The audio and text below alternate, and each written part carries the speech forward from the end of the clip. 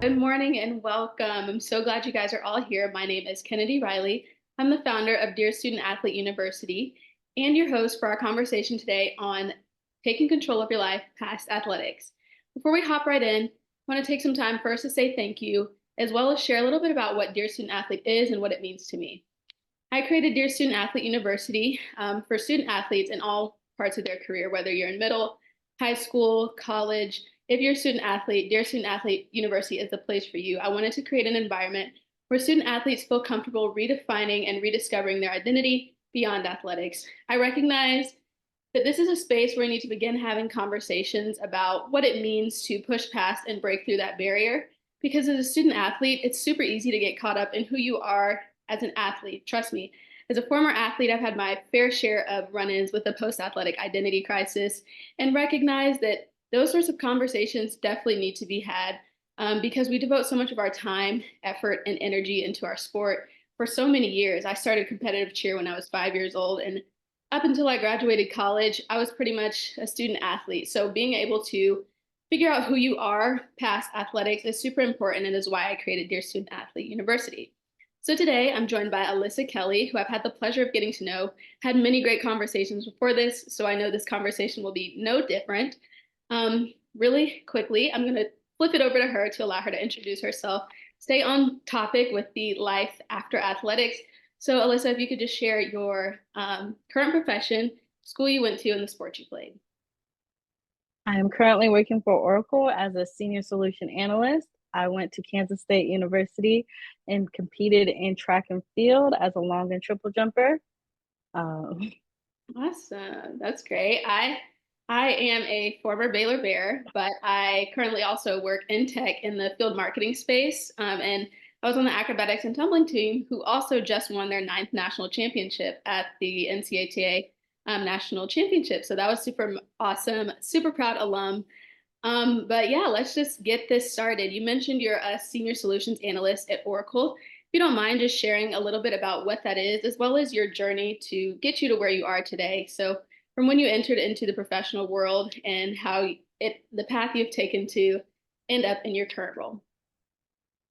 yes. Okay. So basically, my path was I kind of started as I wanted to be a coach. I did not initially think that I was going to get into the tech world, even though that was really my background back in high school and everything. I did robotics and all of those wonderful, fun things. Mhm. And I really thought that being a college track athlete was going to be my thing. Um, I took some courses to become a coach. I thought I was going to do one-on-one coaching. That was really where I kind of went back and forth, and it just was not really where I wanted to be at. I eventually went into doing just a little bit of everything. Worked in warehouses, tried to stay with my major, which was family studies, and do something in social work. That was not where my heart was at all. After one or two interviews, I could not do it. I eventually got into being a computer technician and I kind of fell back in love with the world of tech. Learned everything about an Apple computer from the software to anything that it is inside of it. I learned how to micro solder a hard drive, a motherboard, and everything, which is where a lot of Apple has led to now. So trying to upgrade your computer is not really a thing as much as it used to be. And then I eventually started working at a school district in the help desk world, and then eventually ended up at Oracle. Well, it was originally Cerner, and then we got acquired by Oracle within the last year or so. And so I am on the Cerner side of Oracle, which is the IT health side. So I mostly deal with the front end changes of of Cerner Millennium applications and making sure that the procedures are available for the hospital. So basically, if you got an MCL tear, I make sure that you get charged for an MCL tear rather than an ACL tear. Mhm. Gotcha. I've had my fair share of knee surgeries. I had both an ACL repair and an MCL repair during college, but Oh, yeah. I I did not have those things. Did not have any surgery until after my collegiate journey, but none of it was due to any injury. That's good. I mean, that's has its pros and cons, but yeah, I had those two surgeries while I was on the acrobatics and tumbling team at Baylor. But that's amazing. I don't think I ever knew what a senior solutions analyst is, and that's a great thing about Dear Student Athlete University. I get to meet so many individuals from different backgrounds and learn so much about kind of where you are in the world and how your passions and hobbies have brought you to where you are today. I guess for myself, I graduated in May of 2022. Took about a month off, traveled with my family for a bit, went back home, and then I moved to Austin. I was in Waco and moved to Austin right before I went home for the month. And I got started in the world of sales. And very early on, recognized sales was absolutely not for me. Didn't fit my personality type, didn't have anything to do with, I feel like it just did not showcase my skill sets very well. So once I recognized that, I was like, well, I have to figure out what to do now because I don't want to push myself down this path that I don't feel comfortable. So I was pretty aggressive in networking and creating sort of an intentional professional network when I landed at Oracle. So that just looked like meeting with quite a few people just to put me in the right rooms and in front of the right individuals to have those conversations as to what kind of what areas there are at Oracle.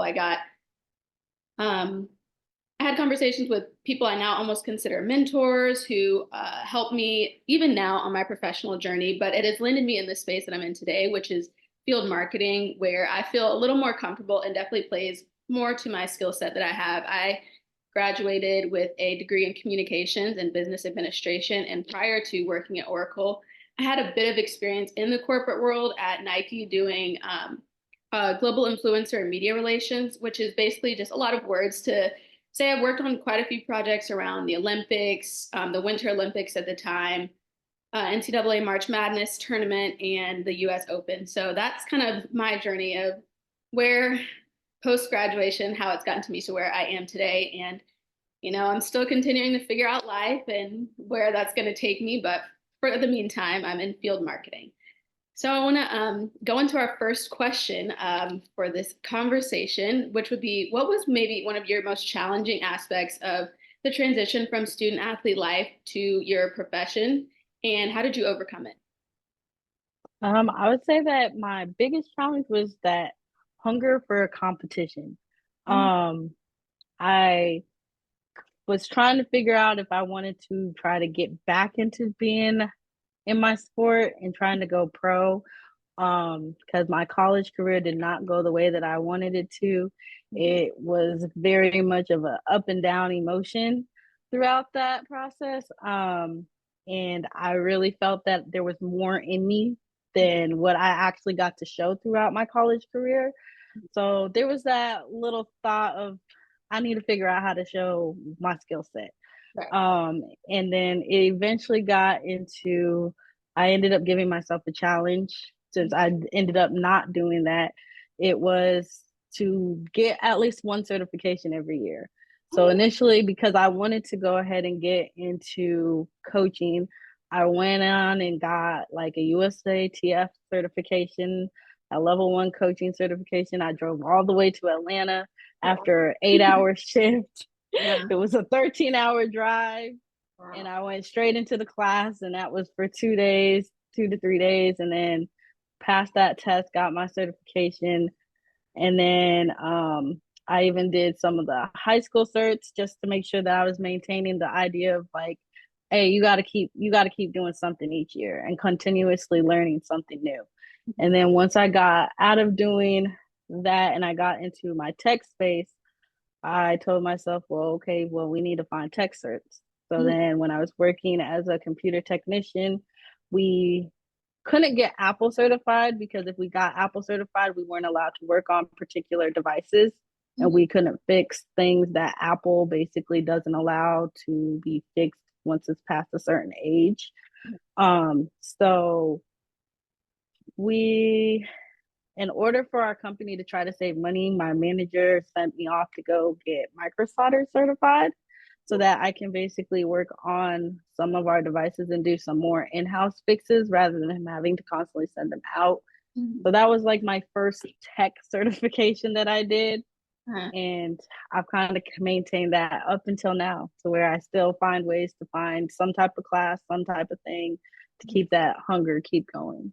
I like that. I personally could take some notes from that and just learning how to continue to make myself competitive in this space. I know, like I mentioned, I not in or when I entered Oracle, I wasn't where I wanted to be, and I got cloud certified. But I guess honestly, trying to get a new certification every year would continue to push me and be a little bit more competitive amongst my peers. So that was great. I would say for me, and one thing that I also think is super cool is that we just both have completely different experiences coming from two different sport backgrounds, but just in general having different challenges. I know for me, I personally struggled with the lack of structure once I graduated. I remember it was maybe like 2 weeks, the first 2 weeks I was at home. I just felt so lost. I woke up and I was like, what do I do with myself? Like I didn't have a practice to go to. I wasn't going to go down and see my teammates or my roommates in like our apartment. I didn't have study hours to go to. I mean, glad we didn't have any more study hours, but it like felt weird not having a routine. And I just knew that because I'm such like a type A, I need to have some sort of layout. That was the most important thing for me. So I let it ride out for that month while I was at home and while I did some traveling. I enjoyed the, just go with the flow type vibe, but I knew that couldn't last for long because I always need to do something to keep myself busy. So when I got back to Austin, I knew the first thing that I wanted to do was not only find a local church, but a gym so that I could reestablish a routine and begin to kind of take control of my life again. Once I was able to, one, find a church and a gym and create some sort of routine, obviously within like a few weeks, it took me a bit to figure out where how that routine would kind of work. But once I was able to establish that routine, it gave me time to make space for other things like having fun with friends or going to meet up with coworkers or getting to know just different people here in Austin. Like I was moving to a completely new city, but having that sort of routine established was something that's really helped me and was definitely probably my biggest challenge because I knew when I was graduating that I was coming into a job. So that level of stress was kind of removed for me. I was like, okay, I know I'm going to work, but I still just feel a little bit lost. So establishing that routine was super important. But I also enjoyed hearing your take on the hunger for competition. And I'm pretty sure many people can relate to that as well. Um, but that's so great. I also want to pivot into our next question. How would you say you leveraged your athletic background to stand out in job interviews as well as your professional endeavors today? Um, I think that I was really good at finding ways to connect with my teammates, especially with us being from all over. Mhm. And I think I utilize that a lot during interviews, like especially now that a lot of interviews are virtual. Mhm. It it's actually quite funny. I tried to look in the background and see things that they kind of have up around them, such as I know I did like an interview, someone had like a guitar, and I Yeah. kind of talked to them about like music and stuff like that. So it's great being able to find ways to connect, especially when it was the hardest part was communicating. Mhm. Especially you have people who are coming from all different types of countries, and not everybody speaks English, or Right. their English is very, very um, not very not as good as you would expect it to be when there's a lot of people who travel a lot. So it was definitely that's definitely been something that kind of always sticks with me is being able to find things to connect and relate with everybody. That's awesome. Yeah, I think I did quite a bit of that when I entered. I was in sales, so it was a predominantly like it was just a completely different environment, but a predominantly white male, older white male environment. So finding things to relate with was a little bit difficult, but I was like, wait a minute, I can just talk like Baylor was always my selling point. Like I would be like, oh, I went to Baylor and instantly there was some sort of connection there. So I think just being able to find common ground is super important, but I also personally think, just like when I think of also leveraging my athletic background, I don't think I did too well with that in the interview process or this, like how you were explaining, being able to look and see where places you communicate, but I or could connect, but I think I do a little bit better of doing that in my current position. I'm not sure if you stayed up to date with what we've been posting on our social media platforms, but initially we started off talking about imposter syndrome, and now I've programmed it where I'm talking a little bit about some of the transferable skills that we all have as student athletes. I think some of the best ones being our ability to communicate. So that looks like communicating with teammates who all have like different disciplines. I'm not going to know how to do a certain skill that my teammate does, but being able to communicate and establish some sort of common ground is great. Or just like the level of discipline that we all have as student athletes. I know plenty of people that are student athletes, they will always tell me, they're like, Ken, I love that you have such a great routine and are able to stick to it. But for you and I as student athletes, it's something that's pretty normal and natural to us to have some sort of routine. But yeah, I definitely don't think I leveraged my athletic background as well as I should have in my interviews. But now that I think about it, like in my current team, it definitely resembles more of the environment I came from, having coworkers who are like essentially teammates, and then I'll have like senior field marketers on the team who are like the upperclassmen, and then our pod boss who is essentially like our head coach. And that structure is more similar to what it is like being on a traditional team environment. And so when I'm able to view the space like that, it makes a lot more sense to me, like establishing a strong relationship, obviously with my teammates and coworkers, but also working up to develop a relationship with my manager. Um, that's super helpful. And just falling back on kind of things that I know I thrived in as a student athlete. One time I remember we were in a very high stress environment. Everyone on the team was freaking out, frazzled. We had a deadline that we were working up against. And I stayed pretty calm, cool, and collected. And everyone was like, how are you not freaking out? But I think it's just that, student athletes, we're used to performing under pressure, used to being Yeah. pushed up in high risk environments. Like it doesn't take, or it takes a lot for us to get a little frustrated. So they were so shocked that one, I was new in the space, but two, also was just remaining pretty calm. But I think that's just great. Would you say that there are any spaces that you view like your transferable skills that you learned or have just like naturally had as a student athlete translating into your current role? Um, I would say that it's more of being able to handle pressure. Yeah. Um, I don't get as frustrated because I guess in my current role, like when my coworker is gone, like when she was on sabbatical and everything like that, when I first started, like they're like, "Oh, are you gonna be able to handle it?" I'm like, you gotta understand, as an athlete, you get tossed in and you Right. don't know what the situation is sometimes, like especially when you have like the 4x1 Mhm. and you've been practicing all week with handing off with one person, and then all of a sudden, like coach is like, okay, so so and so is competing today, so we got to switch it Right. up. So this is going to be your steps for the day, Mhm. and we're just going to trust the process, and you just have to be able to hop in there and be like, all right, cool, great, Literally. and take on to what's going on, like being able to adapt and do what you need to do in order to get the job done. And Yeah. it shows up in the same way inside the workspace, like getting put on a team and then them thinking that, oh, well, we need to practice a little longer. And you're just like, no, nah, just go ahead and give me the work. I'm Yeah. good. I can handle it. If I have questions, I'll let you know. Exactly. Yeah. I like that. Trust the process or just like trust your training. I'm sure it's something that we all are just like, no, I'm pretty sure I know what to do here and like kind of just go into autopilot mode. And I think that's just really cool that we all kind of have that shared experience there and makes us a little bit more competitive or have a leg up over individuals who just like haven't had that sort of experience.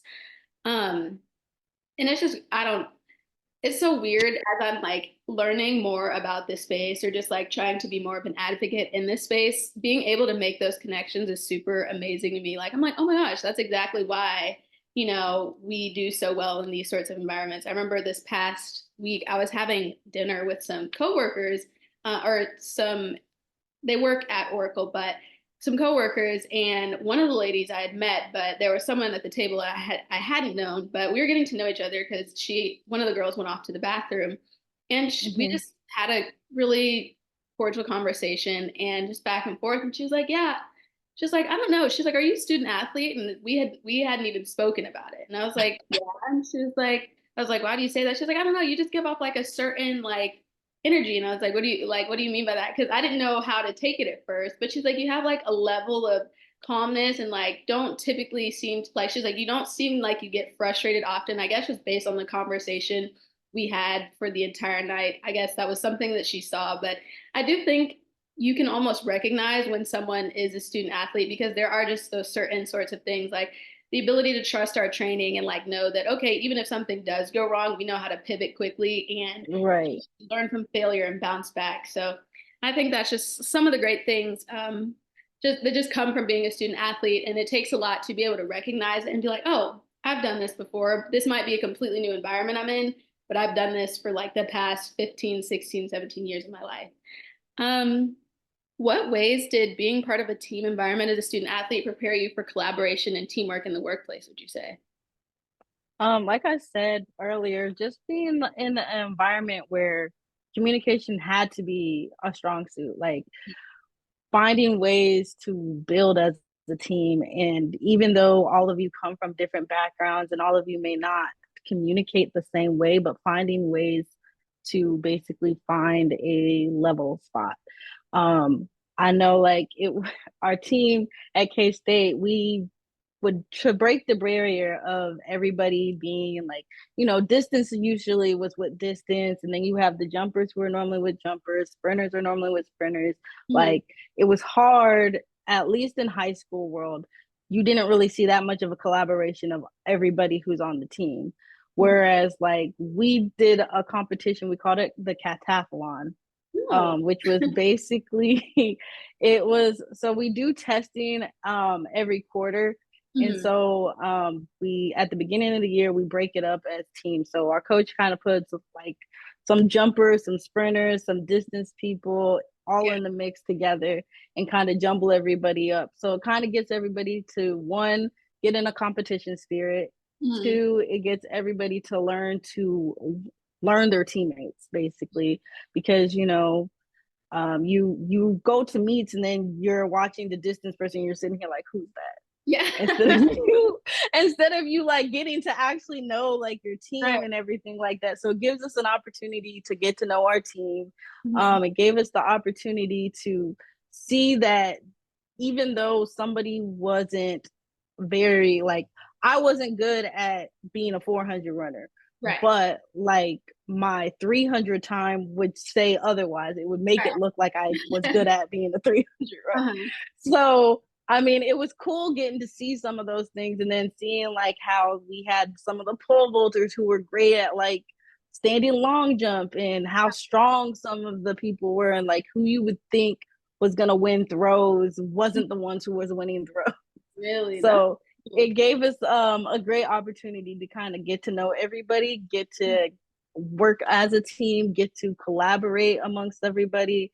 And I Mhm. think that was something that also got transferred into the workforce, and being able to learn how to work with other people, especially when you don't have any common ground. And, especially in particular roles, you got to learn how to communicate with people who aren't on your team, Right. and you got to learn how to talk in their language and how to talk in somebody else's language so they kind of understand. So it gives you that opportunity to learn how to work amongst different types of groups. Absolutely. I couldn't agree more. I feel like that if I would answer the question the exact same way. Just and then I know acrobatics and tumbling is a little bit different from track, but because you all kind of have your specialties. In acro, it's like we all do have specialties, but we still all do a little bit of the same. Like we do have more acro verse athletes or more tumbling based athletes, but at the end of the day, we're all like coming from different disciplines, different sports. Like even there's competitive cheerleaders in acro, there's gymnasts, there's power tumblers. We had a few divers before because we just all bring different skill sets, and being able to communicate and like you said, speak everybody else's language is super important. Like I remember when I was in the sales role and I was still trying to find a new space or a team to join. I did a little bit of work in what Oracle has is like almost like an internship within your current position. So I got to do a little bit of work with like our go to market team, and I was responsible for writing, I guess, win stories. So highlighting the successes of like selling Oracle products with certain customers and getting that back to our sales reps internally And as you can imagine, having a conversation with a sales rep is going to be extremely different from having a conversation with like a technical ECA or a specific cloud or someone who's over a certain project. And I had to learn one, how to get comfortable with having those two or conversations Mm-hmm. too, like having to ask questions if I didn't know something. Like on my team now, when I stepped into it, there were plenty of areas where I was just like, I don't know what that is. And I had to step out of my comfort zone and be like, hey, can you let me know, like maybe this process, introduce me to what's going on here. But being able to communicate openly and just get comfortable with being uncomfortable, because especially when you're entering a new space, you will be uncomfortable for quite a few, like a bit until you really get the hang of things, and then you'll develop your own sort of process. Like now, as I've gotten to know a little bit more about what I do and who at Oracle can help me accomplish certain goals, I have my own processes where my teammates will come to me and they'll be like, Kennedy, can you share with us how you did XYZ? And it's like my process is completely different from someone on another team who has the same role, but like in a different industry. Right. But that communication and just being a part of a team, knowing that we're all working together towards a common goal is obviously pretty similar, but that communication is absolutely key in those sorts of environments and definitely will help you succeed if you can lock down that communication piece. Um, and I know you kind of mentioned it at first with receiving a certification every year, but how do you continue to prioritize your personal growth and development after transitioning from the structured environment of college athletics? Um, I'm more of the person I kind of snoop around at work. Mhm. Um, I found out that Cerner had like people who volunteered to mentor. And quite a few people, like my manager and some like my cohort that I work with closely, she was there for like eight, I think like 8 years at the time. She Mhm. didn't even know that Cerner had anything like that. Really? Um, so I just typically try to like I like asking questions. Like even when Mhm. I was at the school district, and I mostly worked with people who were probably like retired or they were all like in their 60s basically. So Mhm. everyone there was more like helpful. I didn't take advantage of it while I was there. I tried asking particular people questions, but there Yeah. was people who kind of felt like my questions went more over their head more Mhm. than it being any bit of helpful. Mhm. So and then once I was leaving and they were like, well, so why didn't you have these conversations with me before you were leaving? Like I could have helped you or I could have helped you get a better role or whatever.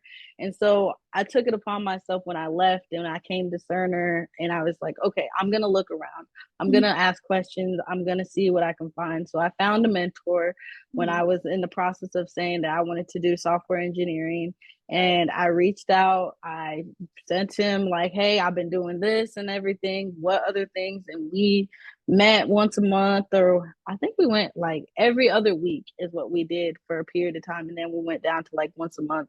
Mhm. And then I also did my manager at the time, she had found out about gems once we got came over into Oracle.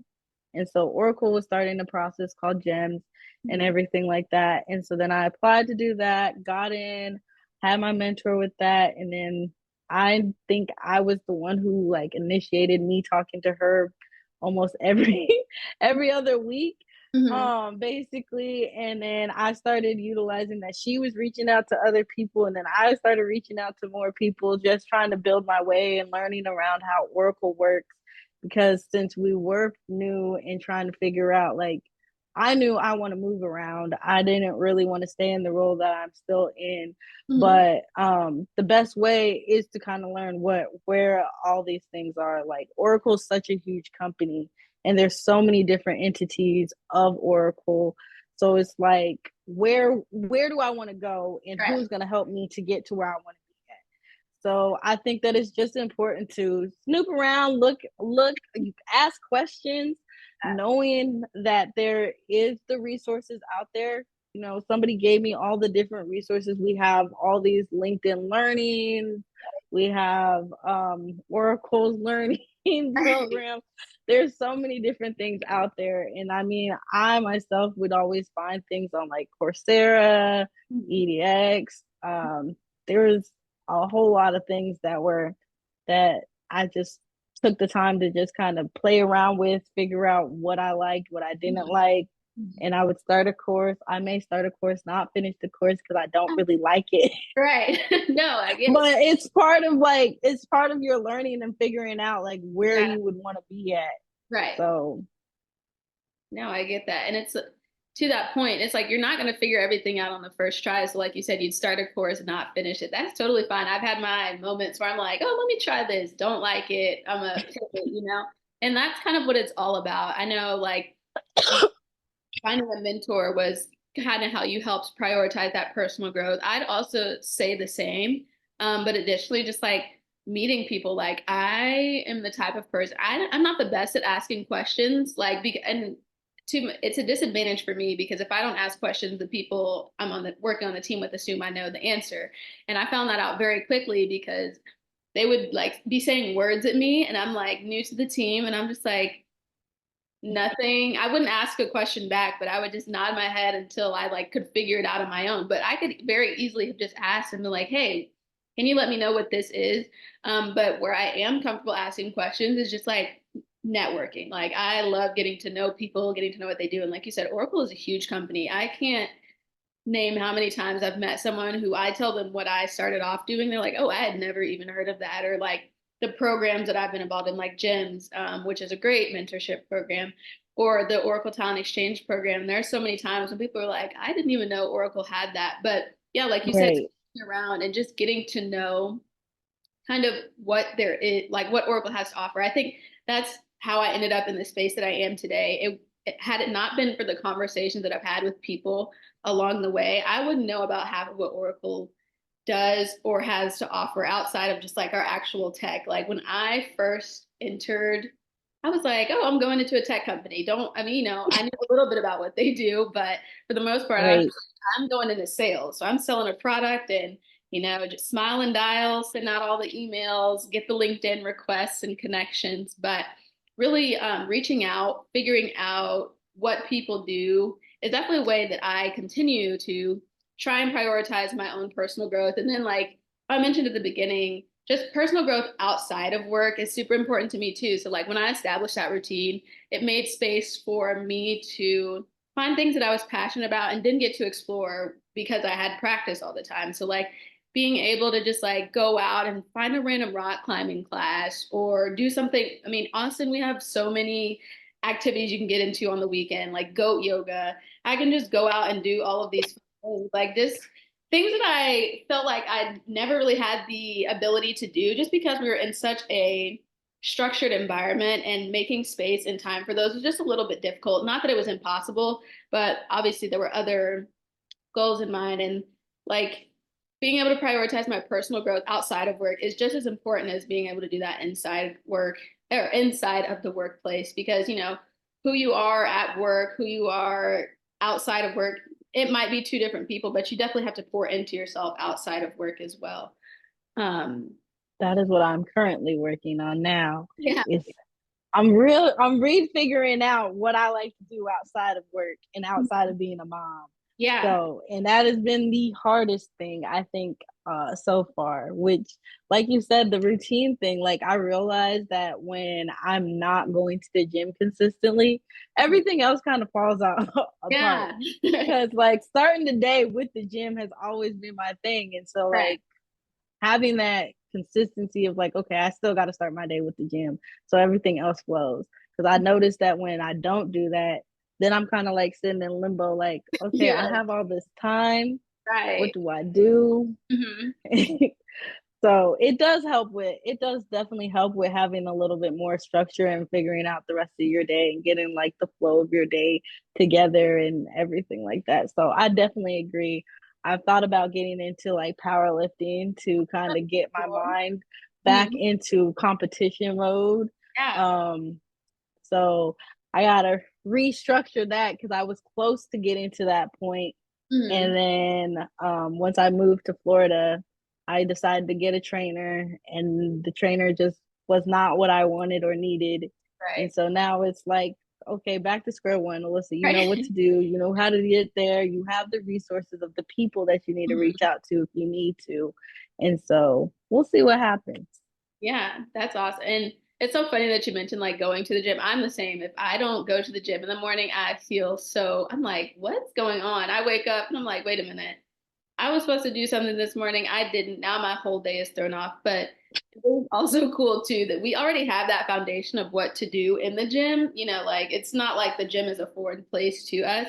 But I think what's been the most difficult for me is almost like deconditioning myself from competing at the level that I used to. Like I no longer need to throw humans or flip my body.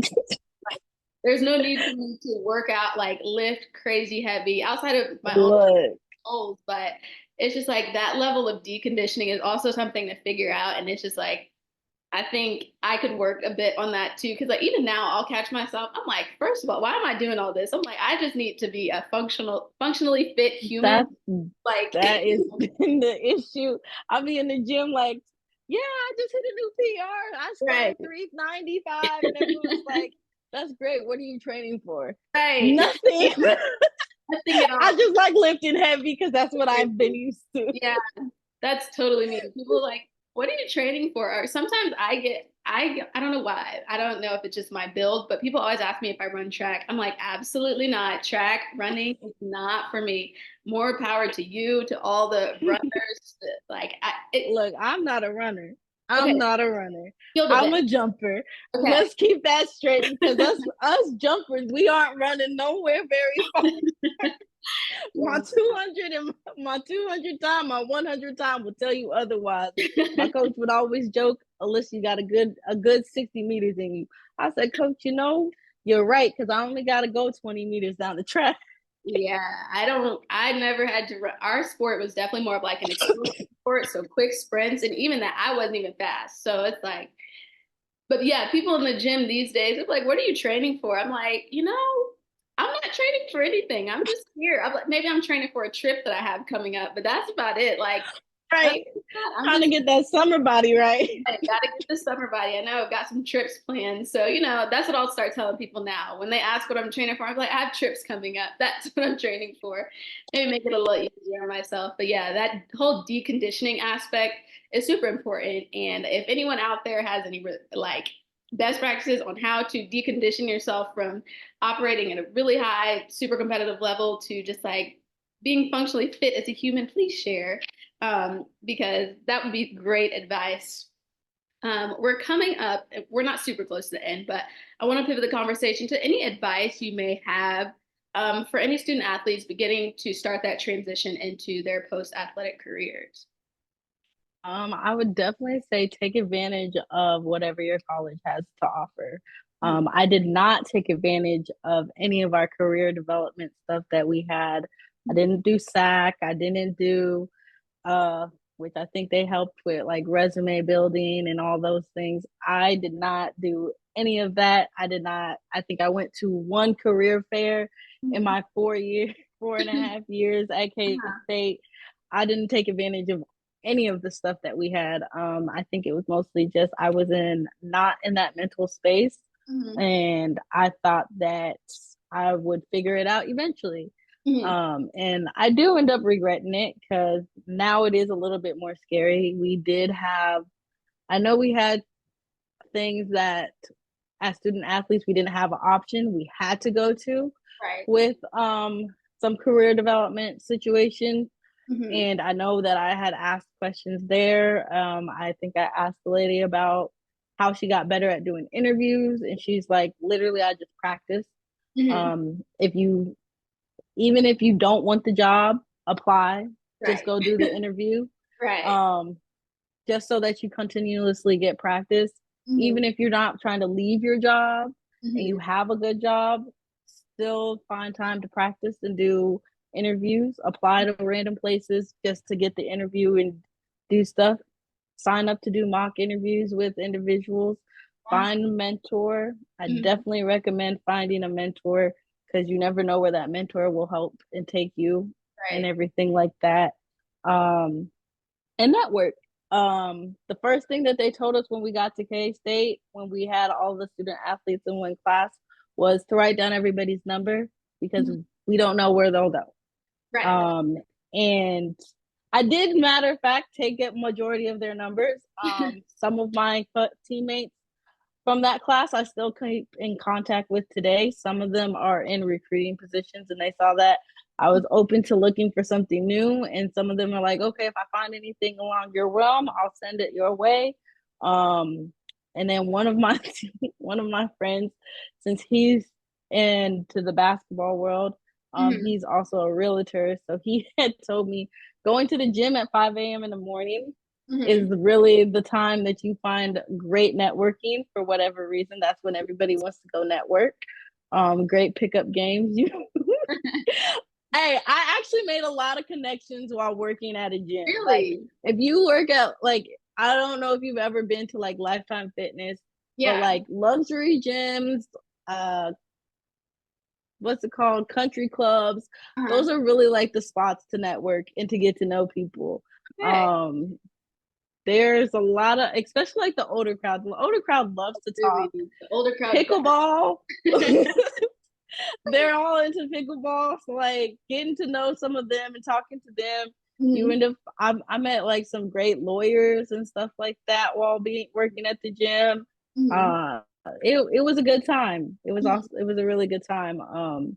And I definitely I hold on to a lot of those individuals now because like I said, how I wanted to get into powerlifting, like Hmm. some of the trainers that I used to work with, they're like, if you ever need me for anything, just reach out, let me Yeah. know. Mhm. But I definitely say networking is one of the biggest things because uh those are the two lessons that I did not listen to while Mhm. being in school is taking advantage of the career development opportunities that we had on campus and networking the way that I probably should have. Yeah, no, and I would echo both of those. I know for me, like I was in SAC, I think my junior and senior year, or maybe just my senior year, but I was in SAC and did take advantage of those opportunities. And I think that's even through our Student Athlete Center for Excellence is how I got my internship with Nike.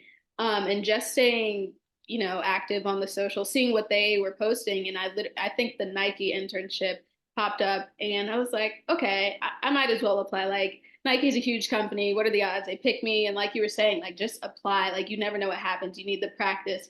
So I applied and I ended up getting the position and it was great because I think in that cohort or that class that entered into Nike, there were quite a few student athletes that I met like that have gone on and I still keep in great contact with them. But I mean, they don't work at Nike anymore, but some of them are playing professionally. But it's been super cool to see that being because I took advantage of that opportunity of that moment, it landed me and gave me my first sort of experience into the corporate world.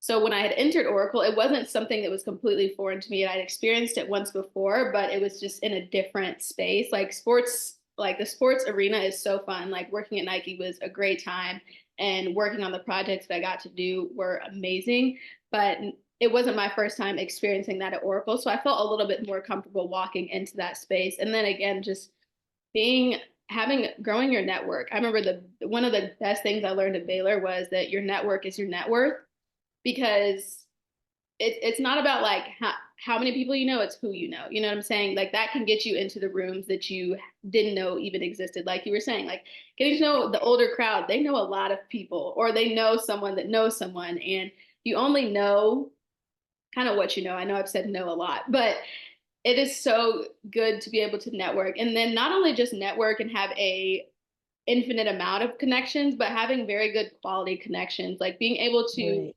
really pour into that individual because it's super easy to just like, hey, I'm so and so, and just meet the person, check that off, and move on to the next. Right. It's really about following up and still continuing to foster that relationship. And you have to wonder, especially when you're meeting people, 9 times out of 10, they also want to gain some insight. So I know when I am networking with people now, especially when I first joined Oracle, I was super intentional about not only learning from them, but hoping that they could learn something from me.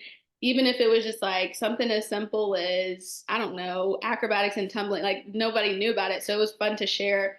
But just being sure that, like, when you network, it should be a mutually beneficial relationship. So when you're reaching out to Right. ask somebody about what they do, you want to be sure that, you're not, for lack of better words, wasting their time, but you're also providing some sort of value to the conversation. I think one of the best things that I learned when I had first started networking or someone told me was like, especially because I was networking to try and get to a new space, like you had mentioned, like I knew where I was at isn't where I wanted to stay. So I was always networking to move to the next spot.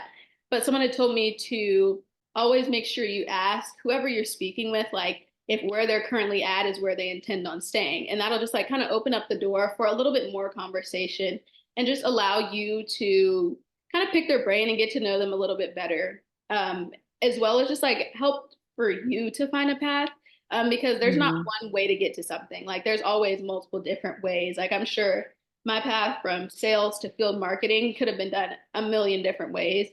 But it's just because of the people that I knew and was able to get in contact with. But yes, like you mentioned, that taking advantage of those resources, those student athlete resources are great. And as well as just like focusing on building a super intentional network. Was is there anything else that you would like to share with So us? to add on to your idea of who you know. Mm-hmm. So I went to an expo Mm-hmm. last year, and this lady said it's not about who you know, it's about who knows you. Because Oh, those are the people who speak on you when you're not in the room. So, sure. like, when a role opens up, they're normally like, oh, I know so and so would probably be a good fit for this role. But if nobody knows who you are, then nobody can speak on anything. And I normally try to find things, especially like to make people remember you, it's easy to find something that people are not going to forget.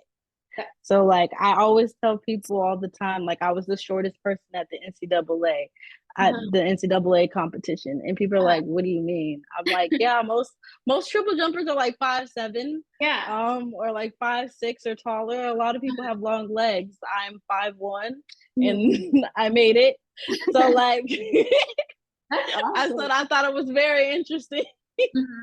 No, I that like that was the thing. But like if you try to find something about yourself that kind of makes it to where you stick, that. Mhm. people are always going to remember you. People are always going to find things to want to help you. Mhm. And then also just going in with that mindset of like, even though you're going looking for something, don't come off like you're going to looking for Yeah, something. like I get exactly what you're saying. Like, you shouldn't sit in their face and be like, I want to do X, Y, Z. Just like figure out a better way to deliver that message, but still execute like in the same sort of manner. And then just like going back to just who knows you, like even having a personal brand is super important. Like on your team, people know you as someone like when we were student athletes. So it's like when you're entering into the workplace or wherever, you just want to be known as someone like if it's maybe you're the hardest worker or you're the most verbal leader or you maybe aren't always going to speak up, but you're definitely still putting the work in.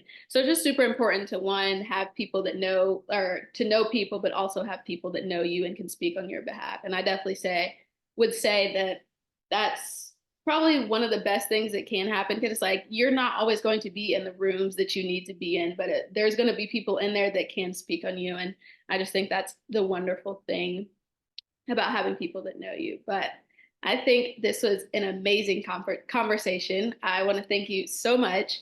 It was super insightful, even from the very beginning, learning that we had two completely different challenges, like your hunger for competition, my lack of structure, and how we have both come together to learn a little bit more about each other's background, each other's story.